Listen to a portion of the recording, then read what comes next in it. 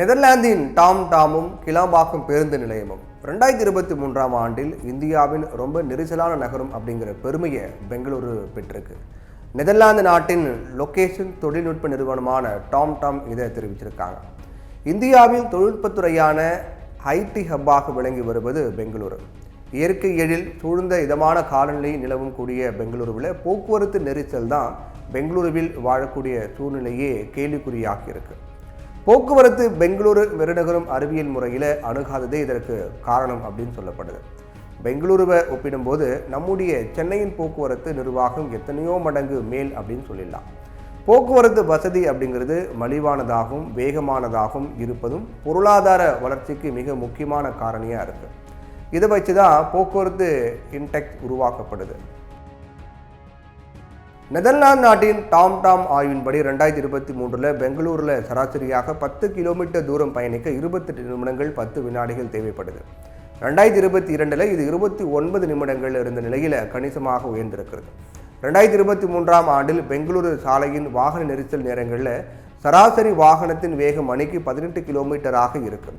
இதன் விளைவாக பெங்களூரு மக்கள் ஒரு வாரத்துக்கு 132 மணி நேர போக்குவரத்து நெரிசலில் இழக்கிறாங்க. சில்க் போர்ட், மாரத்தஹள்ளி, சர்ஜாப்பூர் மட்டும் இல்லாமல் ஜெய்நகருக்கு சென்று எந்த பகுதிக்கு திரும்புகிறவர்களாக இருந்தாலும் தாவரவியல் பூங்காவை வருவதற்குள் கிறுகிறுத்து போயிடும் அப்படின்னு தான் சொல்லணும். 2023ஆம் ஆண்டில் உலகின் மிகவும் நெரிசலான நகரங்களில் முதலிடத்தில் லண்டன் இருக்குது. இந்த நகரத்தில் சராசரியாக மணிக்கு 14 கிலோமீட்டர் வேகத்தில் பயணிக்கப்படுவதாக டாம் ஆய்வு சொல்லுது. அயர்லாந்தின் டப்ளின் அதாவது 16 கிலோமீட்டர். இது போல கனடாவில் இருக்கக்கூடிய டொராண்டோ 18 கிலோமீட்டர் மணிக்கு, இத்தாலியில் மிலன் 17 கிலோமீட்டர், பெங்களூருவில் மற்றும் பெரு நாட்டில் பார்த்தீங்கன்னா 17 கிலோமீட்டர். இது எல்லாமே அடுத்தடுத்த டாப் 5 இடங்களில் பிடிச்சிருக்கு. பெங்களூரை தொடர்ந்து 7வது இடத்துல புனேவில் 10 கிலோமீட்டர் பயணிக்க 27 நிமிடம் 50 நொடிகள் தேவைப்படுவதாக டாம் ஆய்வில் சொல்லப்பட்டிருக்கு. 44வது இடத்தில் டெல்லி, 54வது இடத்தில் மும்பை, இவங்க எல்லாருடைய வரிசையாக இருக்கிறாங்க.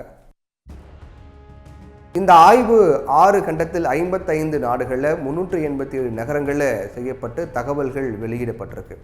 பெருகி வரக்கூடிய தொழிற்சாலைகள், மால்கள், தங்கும் விடுதிகள் என்றிருக்கும் நிலையில் போக்குவரத்து எப்படி சமாளிப்பது, புதிய பாலங்களை கட்டி சாலையிலே மற்றொரு சாலை உருவாக்குவதன் மூலம் புதிய பேருந்து நிலையங்களை புறநகர் பகுதிகளில் அமைத்து அங்கிருந்து நகரின் இதர பகுதிகளுக்கு பேருந்துகள், மெட்ரோ ரயில்கள் மூலம் இணைப்புகளை வழங்குவதன் மூலமே வளர்ந்து வரக்கூடிய போக்குவரத்து நெரிசலை சமாளிக்க முடியும். சென்னையில் இன்னமும் பாரிமுனையிலேயே பேருந்து நிலையம் இருந்திருந்தால் இன்னைக்கு நிலைமை என்னவாயிருக்கும்? அதனால தான் கருணாநிதியால் திட்டமிடப்பட்டு ஜெயலலிதாவால் கட்டி முடிக்கப்பட்டு திறக்கப்பட்டது கோயம்பேடு பேருந்து நிலையம். அதே போல எடப்பாடி அரசால் திட்டமிடப்பட்டு ஸ்டாலினால் கட்டி முடிக்கப்பட்டது கிளாம்பாக்கம் பேருந்து நிலையம். பரந்தூரில் விமான நிலையம் உருவாக்கப்படவும் இதுதான் காரணம். அதே நேரத்தில் நகரின் இதர பகுதிகளுக்கு இங்கிருந்து எளிதாகவும் மலிவாகவும் செல்ல போக்குவரத்து வசதியும் உருவாக்கணும். இதை படிப்படியாக தான் நிறைவேற்ற முடியும். ரயில் போக்குவரத்து வசதிகளை உருவாக்கி தர ரயில் நிலையங்களுக்கு அவசியம். மத்திய அரசும் இதற்கு மாநில அரசோட ஒத்துழைக்கணும். சென்னைக்கு மட்டுமே இது போதாது. வளர்ந்து வரக்கூடிய நகரங்களான திருச்சி, மதுரை, தூத்துக்குடி போன்ற நகரங்களிலும் இதற்கான திட்டமிடல்கள் ரொம்ப முக்கியம். புதிய பேருந்து நிலையங்கள், ரயில் நிலையங்கள், விமான நிலையங்கள் அமைத்தால் சில அமைப்புகளின் உதவியோடு எதிர்த்து போராடுவது, சில நேரம் அரசியலுக்காக சில கட்சிகளும் கூட இந்த வேலையை கனக்கச்சிதமாக செய்கிறாங்க. அதுக்கு பிறகு போக்குவரத்து நெரிசலுக்கும் அரசையே குறை சொல்லுவாங்க. அதனால் வளர்ச்சி பணிகளுக்கு அடிப்படை உள்கட்டமைப்பை போக்குவரத்து நெரிசல் இல்லாத தொழில் நகரங்களை உருவாக்குவது தான் அப்படிங்கிறத மக்கள் புரிந்து கொள்ள வேண்டும் என்பதையே நெதர்லாந்தின் டாம் எடுத்து காட்டியிருக்கு.